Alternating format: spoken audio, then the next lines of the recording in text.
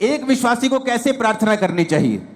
आज बड़े ध्यान से इस प्रार्थना को, इस वचन को सुनना। अगर आपने सुना और माना, लाइफ सेम नहीं होगी, उत्तर आएंगे, आपकी लाइफ रिलीज होगी, शैतान से डिलीवरेंस होगी, हर तरह से आप ऊंचा जाएंगे। जो मैंने अपनी मसीह लाइफ में देखा है, मैं आपको उस एक्सपीरियंस से और वचन से आपको बताता हूं प्रार्थना कैसे करनी चाहिए। आपको दिन में सुबह प्रार्थना करनी चाहिए, आपकी पर्सनल प्रेयर। सुबह जब प्रार्थना करो तो मैं लिखे हुए पॉइंट्स के साथ प्रार्थना करता हूं। मुझे ये चाहिए, वो पॉइंट लिखना, उस पॉइंट के हिसाब से वचन निकालना और प्रभु को कहना, प्रभु तेरे वचन में लिखा हुआ है, इस वचन को परमेश्वर मेरी लाइफ में पूरा कर। वचन के साथ 15 मिनट के लिए लास्ट प्रार्थना करना, वचन से परमेश्वर को याद करवाना। अगर आपको कोई सीरियस प्रॉब्लम है तो उसके बाद आप शाम को प्रार्थना करें फिर 1.5 घंटा, और उसके बाद सेम वही प्रार्थना रात को करें 1.5 घंटा। अगर आप ठीक हैं, आपकी लाइफ में ओके है, आप ब्लेस्ड हैं, आप 1 घंटा 1 घंटा 1 घंटा आप 3 बार प्रार्थना करें रोज। मैं रोज रात को प्रार्थना करता हूं, लेकिन रोज फुल नाइट प्रेयर नहीं करता हूं। मैं रोज सुबह प्रार्थना करता हूं, रोज रात को प्रार्थना करता हूं, शाम को भी हम फैमिली प्रार्थना करते हैं। तो क्या मैं इनफ प्रार्थना कर रहा हूं? तो ये बेस्ट है कि अगर आप 1+1+1 प्रार्थना करें। अगर आप 1 घंटा प्रार्थना करने के लिए बैठे हैं सुबह 1.5 घंटा, तो आधा पौना घंटा आप प्रार्थना करें, प्रभु से अपने वर्शिप करें, उसका थैंक्स करें। बाइबल कहती है प्रभु यीशु मसीह ने सारी रात प्रार्थना की, क्योंकि दिन को परमेश्वर को चेलों को चुनना था, एक इंपॉर्टेंट काम परमेश्वर ने करना था। तो परमेश्वर जानते थे कि उसके जाने के बाद वो चेले काम करेंगे। तो परमेश्वर ये जानते थे कि मैं चर्च को कमजोर लीडर ना दूं, डाइवर्टेड लीडर ना दे दूं, गलत अगुवे ना दे दूं। तो परमेश्वर ने अपने डिसीजन को सही करने के लिए सारी रात प्रार्थना की। लेकिन आज कितने विश्वासी हैं जो अपनी लाइफ के इंपॉर्टेंट डिसीजंस लेने हो तो वो प्रार्थना के साथ जाते हैं। आपके बच्चों को कौन से स्कूल में डालना है, ये प्रार्थना का विषय है।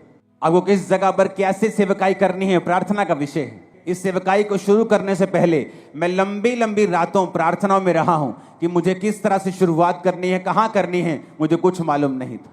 बाइबल कहती है प्रार्थना छुटकारे को लेके आती है, लेकिन आज कितने विश्वासी हैं जो प्रार्थना करते हैं? बहुत लोग ये जानते हैं कि प्रार्थना करने से वो छूट जाएंगे, लेकिन जब भी वो प्रार्थना करने के लिए बैठते हैं, शैतान पूरी तरह से उन पे फाइट करता है। आपको जब प्रार्थना करने का समय होता है, हर तरह के नेगेटिव ख्याल आपके मन में आता है, हर तरह का अविश्वास आपके मन में आता है।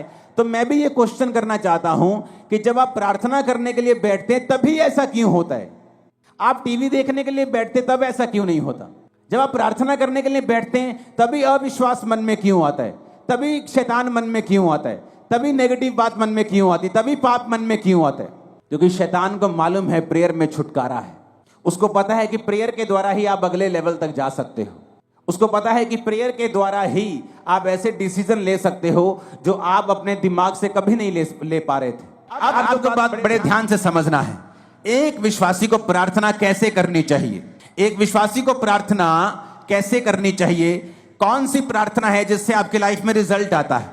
अब आपने ये बात समझ ली कि प्रार्थना जरूरी है। प्रार्थना नहीं करेंगे परमेश्वर उत्तर नहीं देगा। उसने लिखा है मांगो तो दिया जाएगा। वचन ये आप बोलेंगे वचन में तो लिखा है कि परमेश्वर मांगने से पहले जानता है तुम्हें किन वस्तुओं की जरूरत है। हाँ, वो जानता है तुम्हें किन वस्तुओं की जरूरत है, लेकिन देता तभी है जब तुम मांगते हो, क्योंकि वो अपने वचन को पूरा करता है। मांगो तो दिया।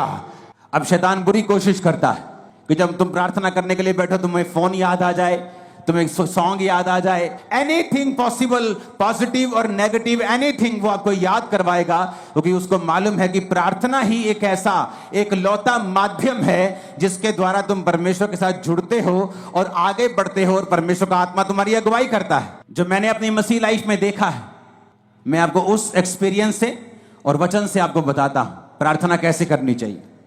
आपको दिन में सुबह प्रार्थना करनी चाहिए, आपकी पर्सनल प्रेयर, जिसमें आप सिर्फ अपने लिए, अपने परिवार के लिए, अपने काम के लिए, अगर आप पास्टर हैं तो अपनी सेवकाई के लिए आप प्रार्थना करते हैं। अगर आप सुबह 1.5 घंटा प्रार्थना करने के लिए बैठे हैं क्योंकि उसके बाद आपको काम पे निकलना है, तो आपको पौना घंटा प्रार्थना करनी है, 45 मिनट। आधा घंटा आप वचन पढ़ें और बाकी का 15 मिनट आप वचन को खोलें और अपनी लाइफ के मुताबिक मान लीजिए एक विश्वासी बीमार है, वो नीति वचन को निकाले 3 को, वो यशाया 54 को, वो भजन संहिता 103 को, वो इस तरह के वचन निकाले जहां परमेश्वर ने आपको शारीरिक चंगाई की वायदा किया है। आप जब सुबह प्रार्थना करने के लिए उठें तो अगर आप 1.5 घंटा प्रार्थना करते हैं तो 45 मिनट प्रार्थना करें। उसमें आपको क्या बोलना है?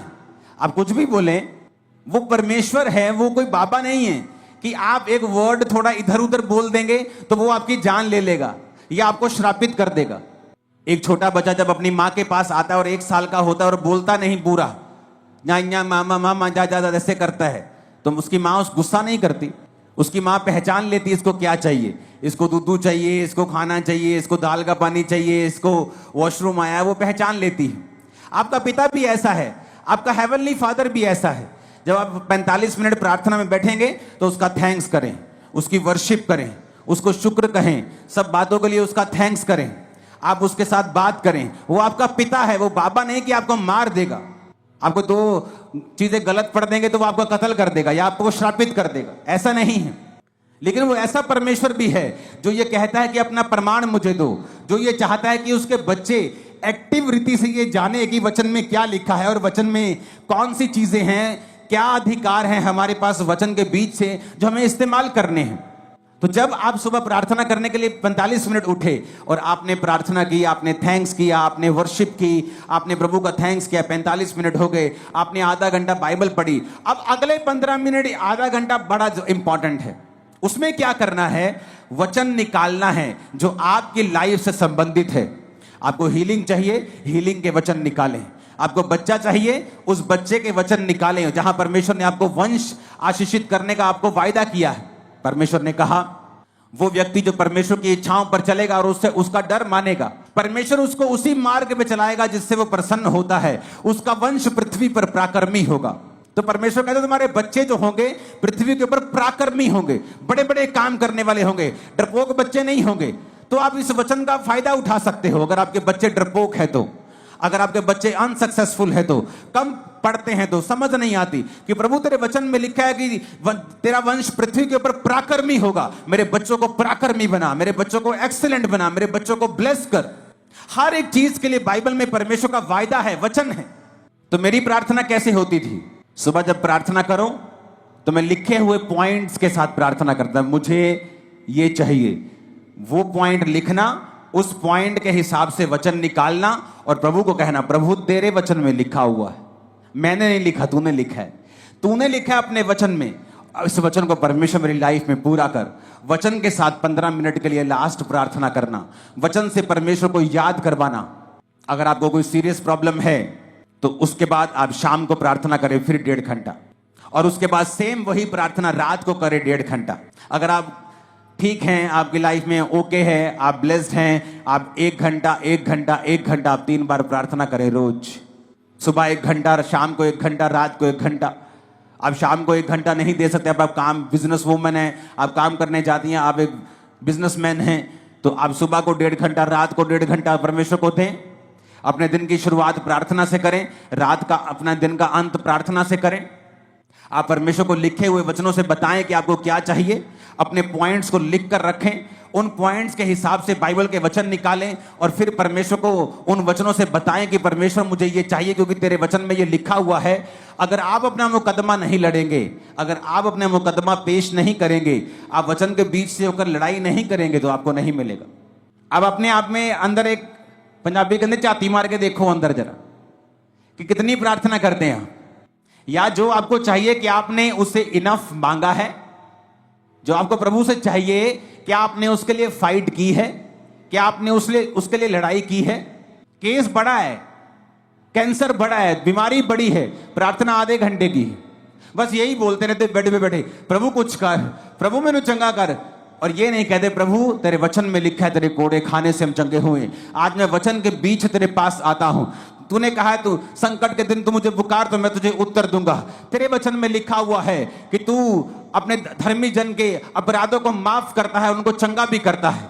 लेकिन वचन के बीच से हमने कोई प्रार्थना नहीं की।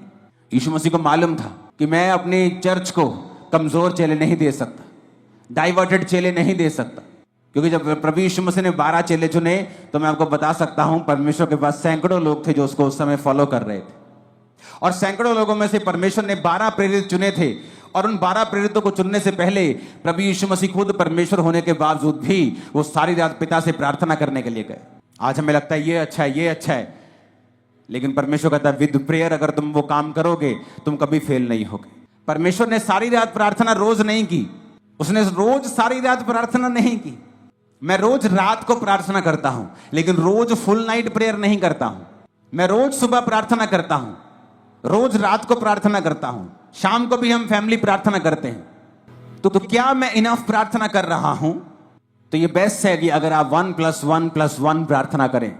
अगर आप 1 घंटा प्रार्थना करने के लिए बैठे हैं सुबह 1.5 घंटा, तो आधा पौना घंटा आप प्रार्थना करें, प्रभु से अपने वर्शिप करें, उसका थैंक्स करें।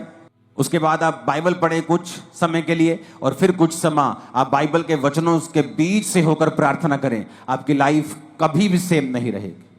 अगर आपको इस बात का प्रमाण देखना है तो एक काम करें, अपनी बाइबल के पीछे एक पेंसिल ले लें और अपनी बाइबल के पीछे पेंसिल से अपने प्रेयर पॉइंट लिखें। आपको क्या क्या चाहिए, पहला पॉइंट क्या चाहिए, दूसरा क्या चाहिए, तीसरा क्या चाहिए, चौथा क्या चाहिए। पेंसिल से लिखें, पेन से नहीं लिखना।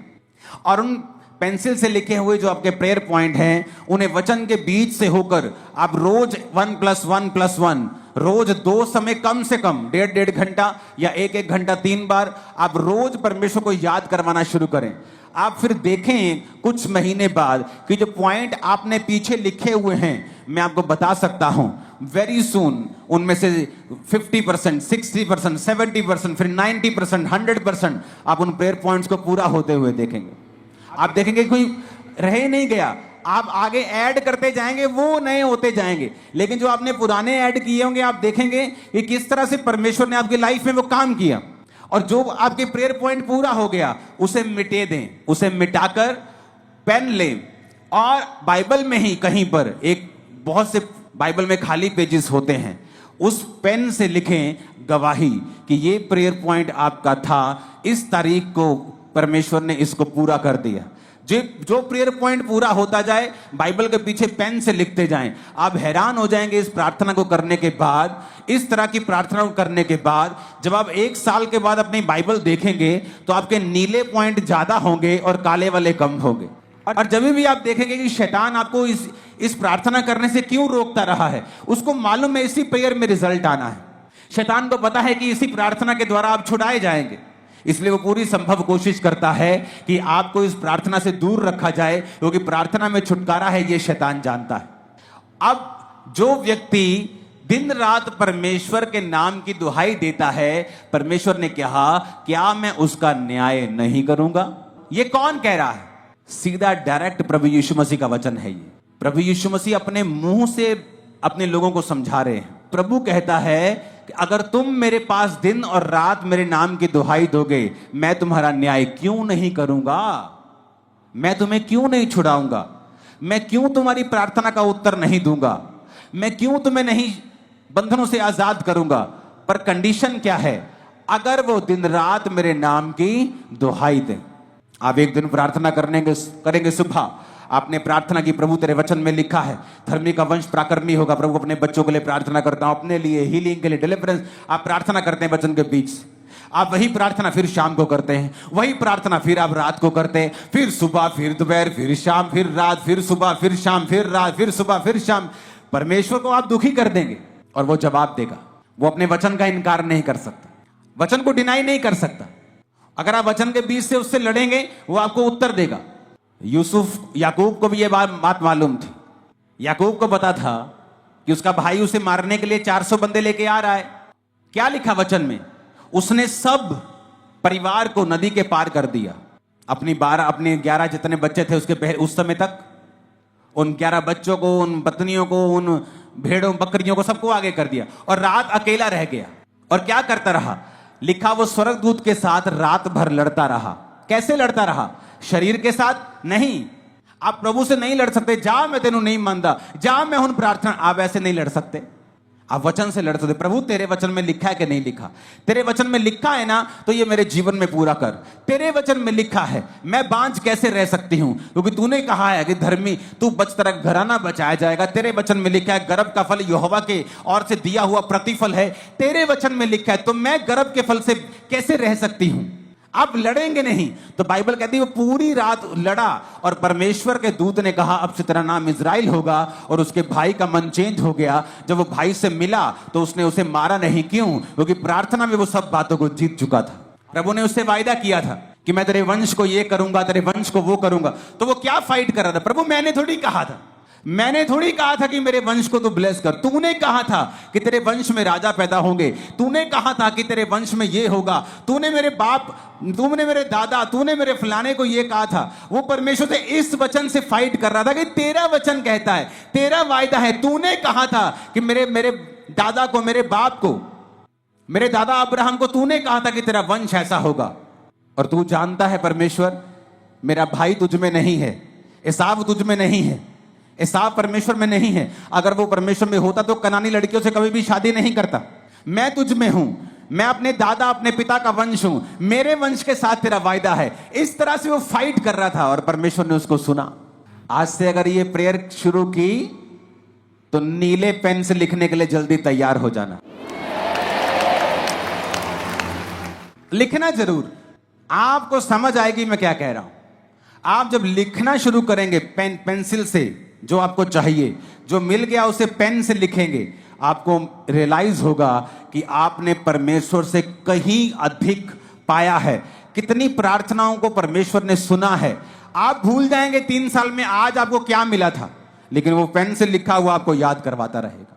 उतना कॉन्फिडेंस आपका बढ़ेगा कि मुझे इस प्रार्थना से उत्तर मिले हैं, इस तरह से मुझे उत्तर मिला था इस समय, उस समय, फलाने साल। अगर उस साल में इतना फंसा हुआ था और मैंने इस रीति के साथ प्रार्थना की, तो वो वचन तो सेम है। आज वो मुझे छुड़ाएगा जैसे उस समय परमेश्वर ने मुझे छुड़ाया था। तो वो सारी उम्र आपकी रक्षा करता रहेगा। इसलिए मैं कहता हूं अपनी बाइबल को ज्यादा चेंज मत करना। मेरी बाइबल का कवर कितनी बार फट जाता है, पेज फट जाता है, उसी को मैं चिपका लेता हूं। मेरे पास हजारों बाइबल पड़ी, लेकिन उस बाइबल में लिखा हुआ है, पीछे पॉइंट्स लिखे हैं, चीजें लिखी हैं, तो मैं चाहता नहीं कि वो मैं मिस करूं। रोज प्रार्थना करने के लिए तैयार हैं? कैसे प्रार्थना करेंगे रोज? और कहता दिन और रात मेरे नाम की जो दुहाई देंगे। कितना सिंपल है परमेश्वर।